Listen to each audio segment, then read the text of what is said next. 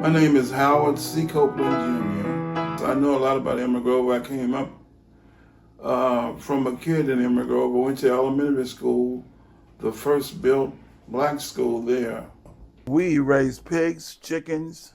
My mom canned food out of the garden. Pork chops, she canned meat. Anything that growed on our property, Mom canned. Mom made grape jelly, crabapple jelly, applesauce. That's why I love applesauce today. You see me, don't you? We didn't have running water. I had to bring water, go 3 doors down from where we live. The lady let us use her pump. Sunday evenings, we hated it because we had to go and get water for Mom to wash clothes on Mondays. In the wintertime, I stayed out of school, so when Mom washed the clothes, I hung them up on the line outside to keep her from going out in the cold. See, I was her oldest, and I was the nicest and the nice-lookingest one of her kids. And then we had a wood stove. So, you burn your coal and your wood, and at night, you call it banking, and it would burn slow all night long. Those pot-belly stoves, they generate heat, baby. You open up the bottom, boy, and let that bad boy roll. But at night, you close up everything. And I worked at the chicken farm. We used to pick chickens 50 cents an hour. The chickens would come in a crate. He'd get the chickens, hang them up by their feet, cut them behind their ear. They were on a conveyor belt, and they would go around. By the time they got to the water, they had stopped. The blood had stopped. And then they'd come on out of the water, and that's when we were on the other side of the water. Hot boiling water? Yes. Yeah. That when we were on the other side of the water picking them. I was funny. I always did funny things. And I was there smacking the chickens because me and my friend, I said, this darn feather. And Kenny walked in, the owner walked in and chewed me out because I was smacking his chickens. Now, can you believe that, man? The good Lord, we went to church every Sunday. And my mom said that it was the good Lord that just got tired of what he saw, I guess, But we struggled, but we made it. It was 3 Sundays, I think it was in August. 3 Sundays in a row, they would have all-day church. They would have about 10 to 15 different big tent-like tables where they serve food, soul food, fried chicken, whatever, you named it. It was big. People came from everywhere. Oh, they had, the kids that had the playground, I don't know whether the lights are still, it's a baseball field behind that park. Yeah. And they used to play baseball at night. He put lights up there. And I went in the Army, and I was in Alaska for 3 years. What happened, I was blessed. I was a drummer. I went to the tank school, and the sergeant told me, he said, can you read music? I said, no, I can't. He said, well, we'll have practice at so-and-so. So I went down to rehearsal, and the next thing I know, they were borrowing me from the tank outfit to play in the band because they didn't have any drummers coming back. So McNamara was the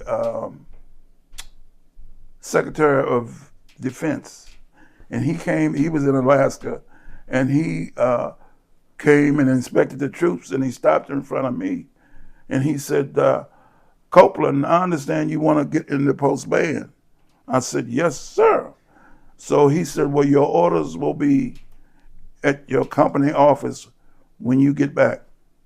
And that's when they transferred me and took me out of the tank outfit and put me in the band. And I still couldn't read music, but I played.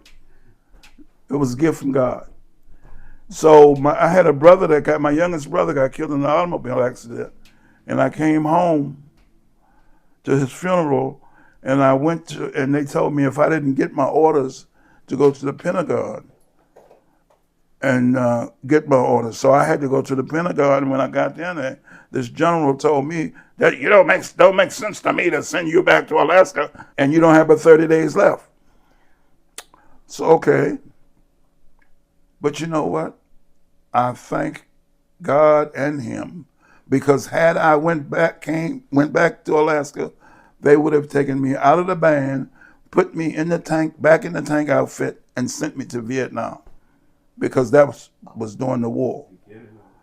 So I got out, did my little 30 days, got out, got my own band.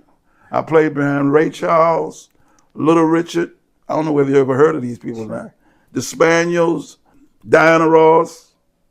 This was on right in Emory Grove. Dewdrop Inn, not believe it. It was Johnson's Park. The owner, Johnson, was a one-armed black man. He had a beer, that we used to call them beer gardens, because the Dewdrop Inn was on Emory Grove Road, and Johnson's Tavern was on 124. So you had two beer gardens owned by blacks. And they used to have dances down there too. And every time a band would come to Dewdrop Inn, if the people would say, he's a drummer, and then they would call me up. Charlestown, West Virginia. This black guy owned a club. And he had a place up there for, that's where I played behind the Jarrells. I'll never forget it. And we took intermission, and I heard the girl say, that band sucks. And one of the girls said, yeah, but the drummer is the best one up there. I said, oh my God, Lord have mercy. Evidently I must be able to do something. Got lucky, I was the first black salesman for Frito's corn chips. What happened, Howard University put out pamphlets, don't buy Lay's potato chips and Fritos because they don't have any black salesmen. Well, the main office at that time was in Bethesda. And that white man came up there to my step-uncle's store that was in Emory Grove. Roy, you got to help me, man. I need help. I need a black salesman. So they gave him my name. And I went up the ladder. I was in charge of 15 trucks. Wow. And the salesman, the white salesman, started, they didn't like it. They protested. And the big man called a meeting and wanted to know what was the problem. And they said that we are hurt because of the way you guys did things. We've been here longer than Howard, and he's got promoted to supervisor. He came out and told him, he said, if you would do the job and make the money for us as Howard has made, you will get promoted just like he did. Cameron's used to be Agnew Inn. We'd have to, you couldn't go in the front door. If you wanted anything, you went around the back. You didn't go inside, baby. You picked it up from the back door. You did not go inside. No restaurant. You could work probably, but not there. I don't know whether it working there sweeping the floor. But it was something else, man. I tell you. I've heard all kind of stuff, but I was standing in the lady's store. She hadn't opened.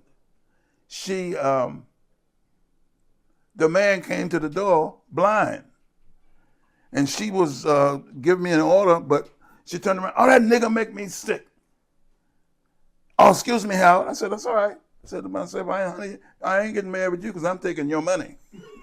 You know, that didn't bother me.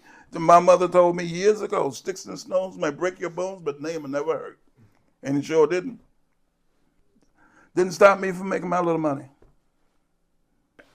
But don't hurt me as long as you are one of my accounts and paying me when I sell you these products. When I first started, they made sure that they sent me up near the route that was near Howard University so the students could see me. Plus they even got black women. They had black and white women working for Frito Lay as salespeople. Yes, she did the same thing I did. Really? So did they start hiring more? Oh yes, they did. After they had to get an example, and of course they got an excellent one, you know. So what can I say?